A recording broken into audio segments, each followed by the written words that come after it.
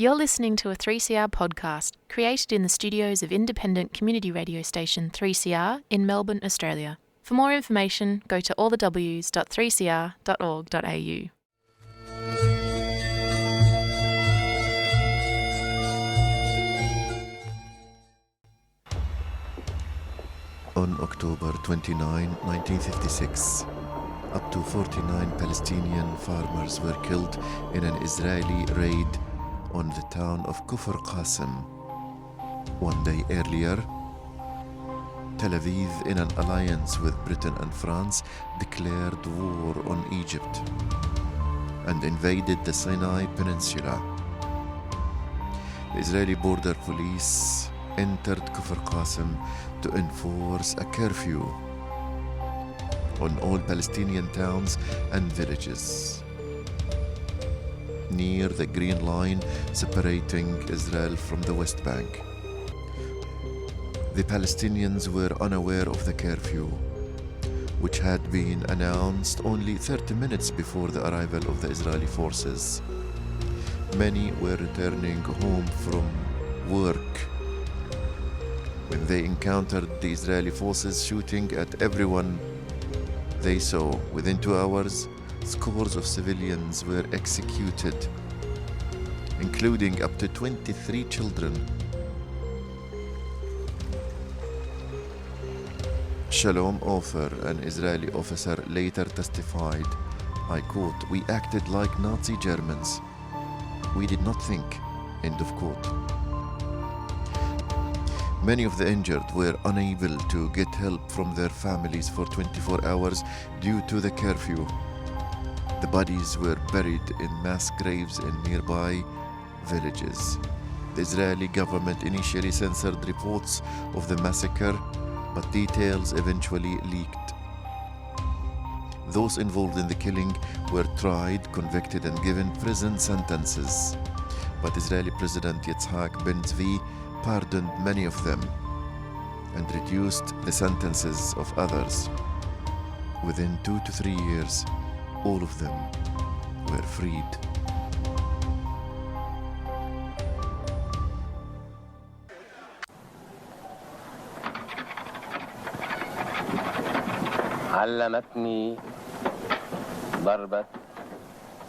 In the 70s, a group of Syrian actors produced a film in memory of Kufr Qasim.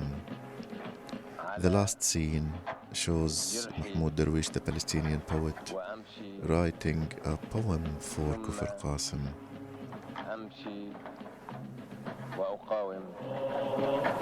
محمود درويش اقرأ لشوف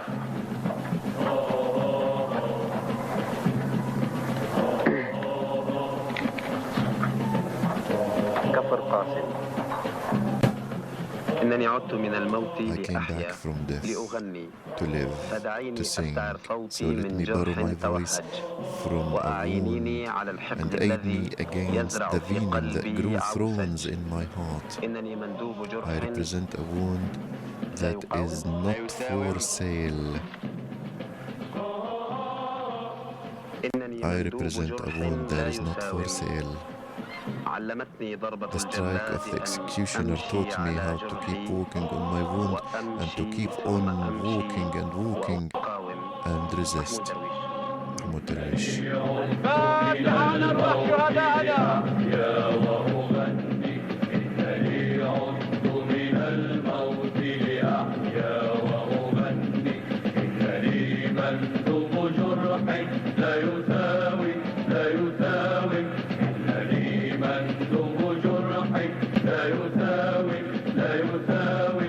علمتني ضربة الجلد أن أمشي على جرحي وأمشي ثم أمشي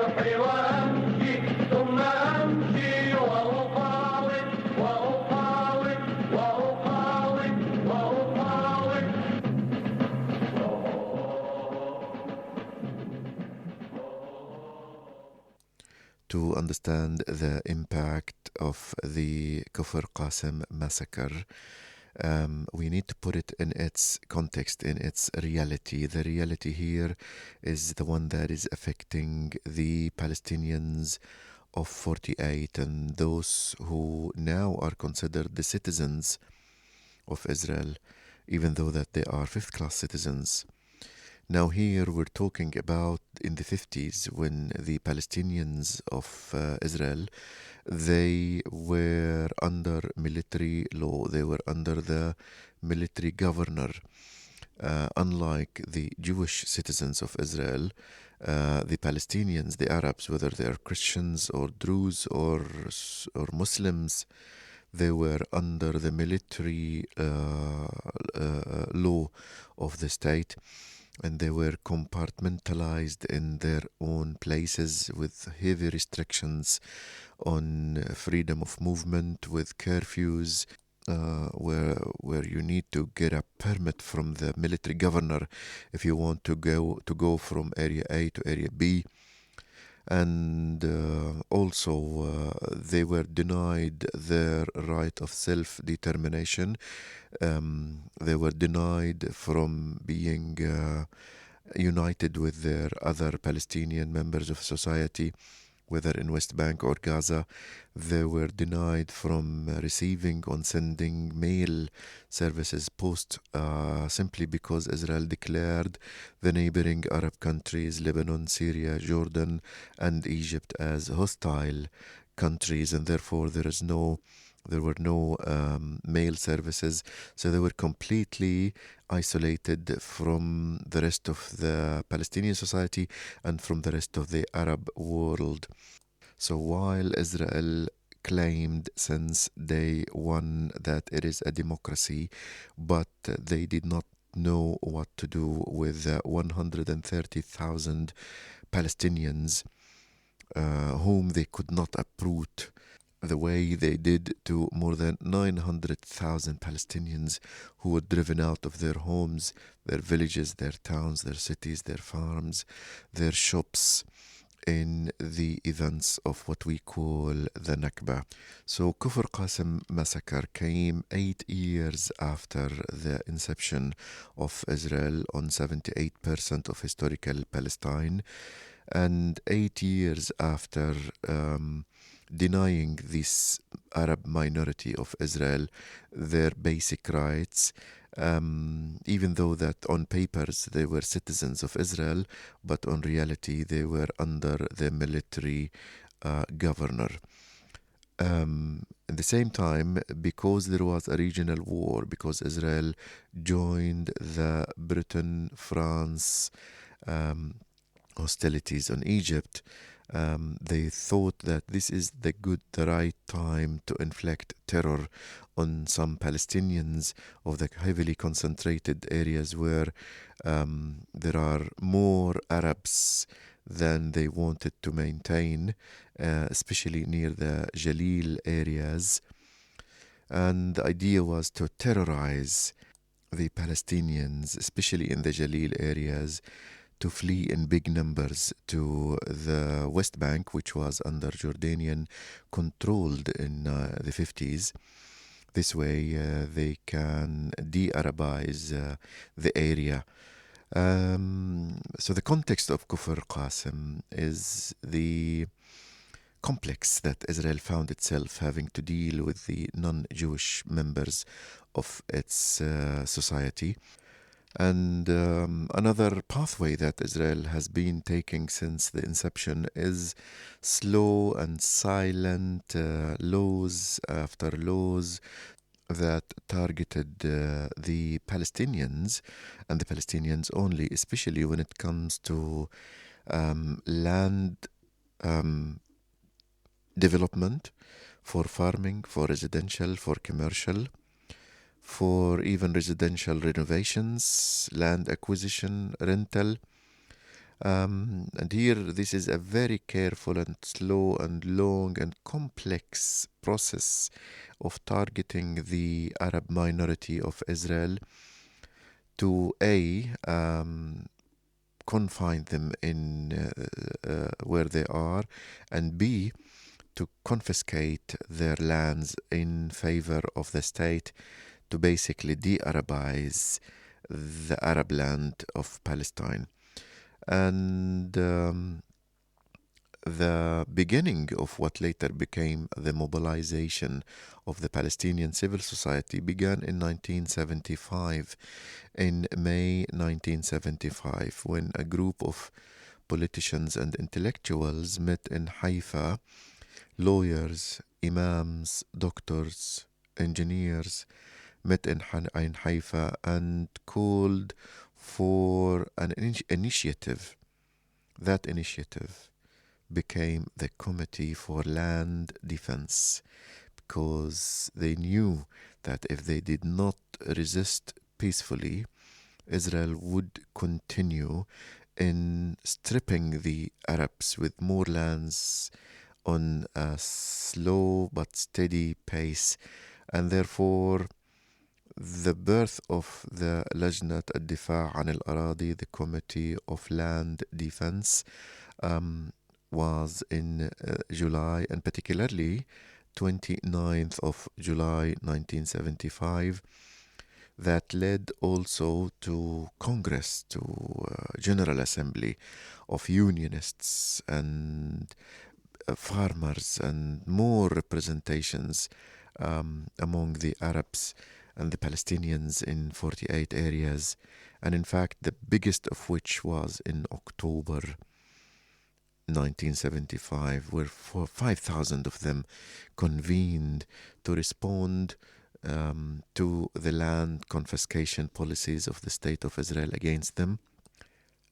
You would say that this civil society movement would have attracted some sort of negotiations or discussions from the Israeli forces, but instead Israel responded with confiscating 3,000 dunams of the land of Kufr Qasim.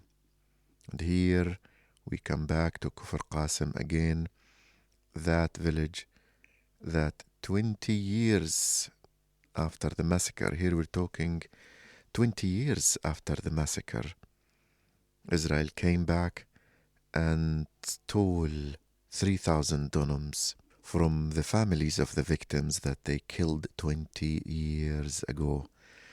And that escalation was also meant to break the spirit of the Palestinian civil society in the 48 areas, but it did not. It grew, and Israel kept also targeting them by putting a ban on the farmers of Sakhnin and the farmers of Deir Hanna to go to their own farms in the neighboring villages, under the pretext of that these areas are under military, are declared military zone.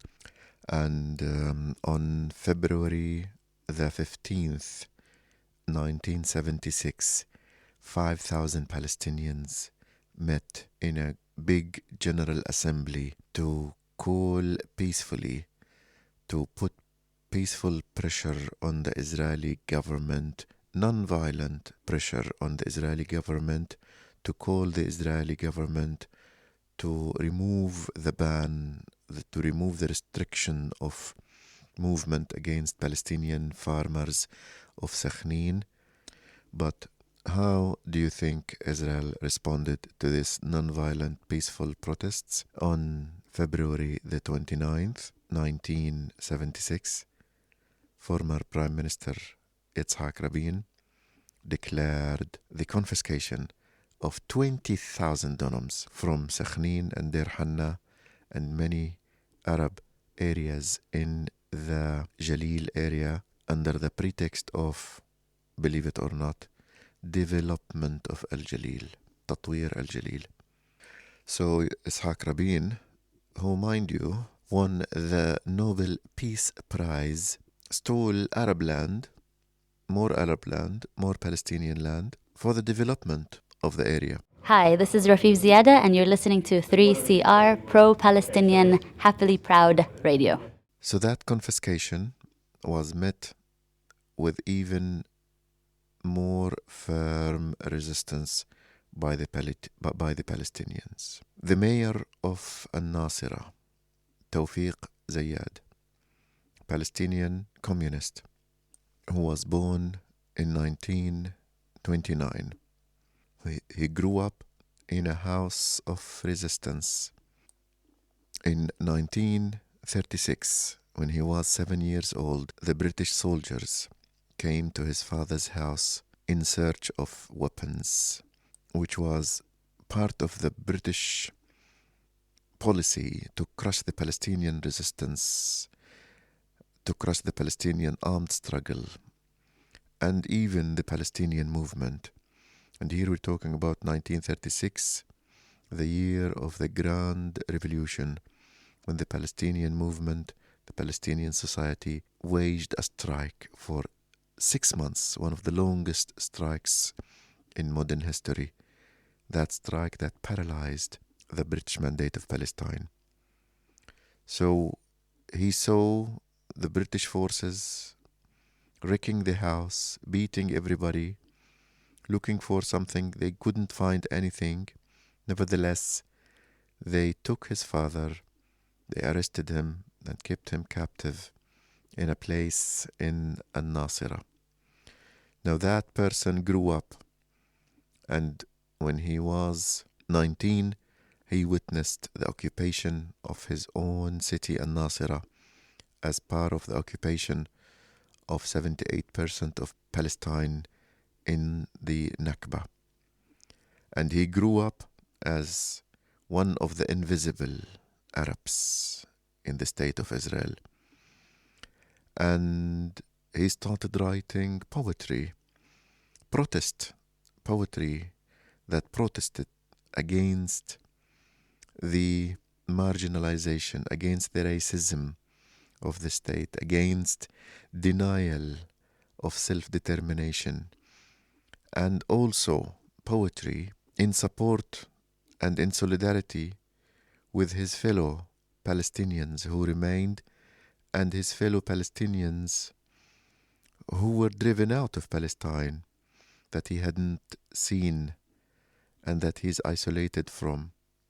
His poetry came in parallel with literature written by other young poets and novelists, poets like Mahmoud Darwish, Samih Al-Qasim, and novelists like Emil Habibi. And this was the literature of protest, the literature of resistance, Adab al-Muqawama.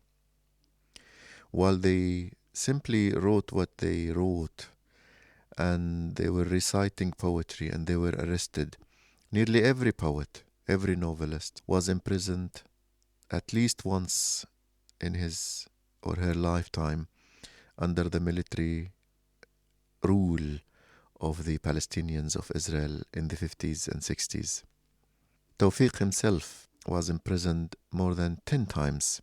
Nevertheless, he kept the struggle. He believed in coexistence with the Jewish citizens of Israel that want to live in peace with the Palestinians. And he was one of the pioneers of Arab-Jewish coexistence and the formation of political parties that conveyed the voices of those who want to live in peace and refuse racism and refuse violence. Tawfiq wrote a poem in 1967 after the occupation of the remaining of Palestine.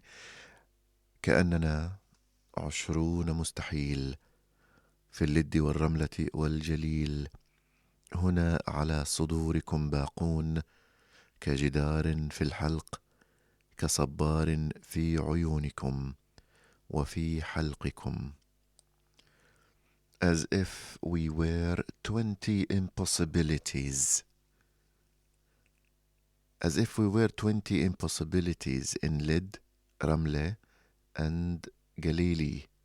Here we remain on your chests, like a wall in your throat, like cactus in your eyes and in your throats.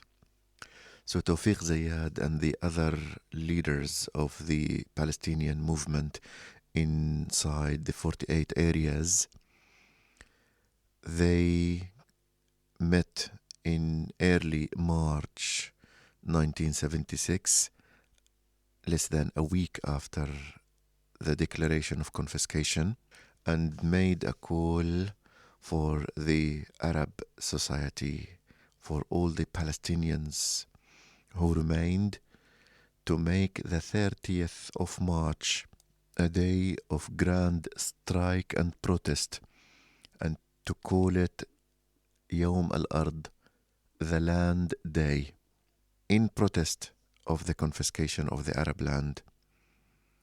Israel tried to prevent this from happening by intimidation, by inflicting fear, by trying to bribe and persuade some of the members of the movement. They did everything, and they had less than 3 weeks before the 30th of March. So as we were approaching the deadline, the Land Day, even before the 30th, protests in Sakhnin, in other areas in Jalil, broke out. Demonstrations took to streets. Strike started since the dawn in the majority of the Arab areas of the 48 areas. And here came the success of the Land Day. The Arab society inside Israel responded to the call of the movement, to the call of Tawfiq Zayad and many other mobilizers like him. And Israel responded with violence, attacking the peaceful protesters, labeling these protests as an act of hostility.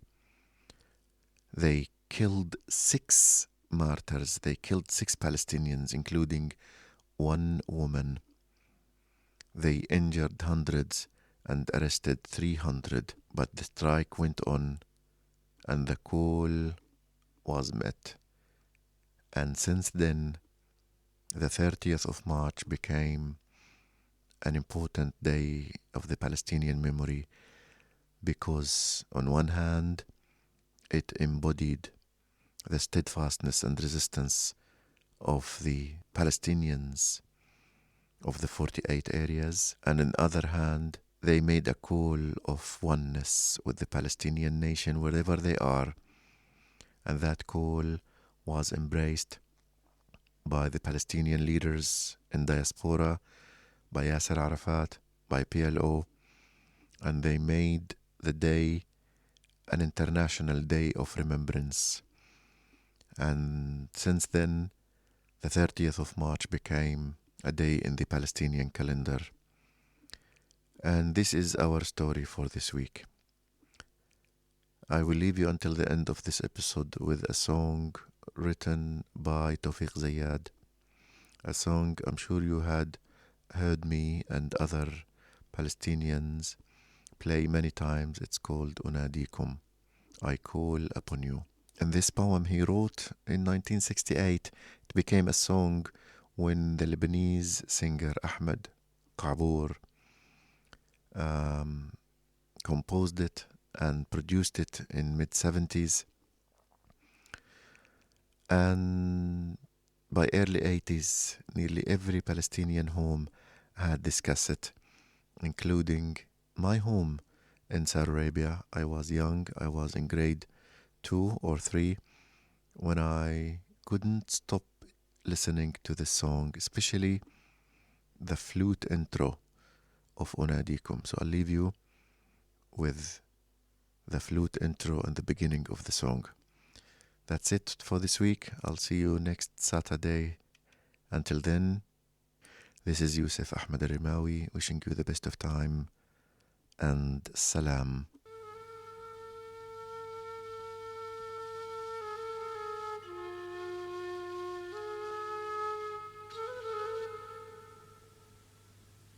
You've been listening to a 3CR podcast.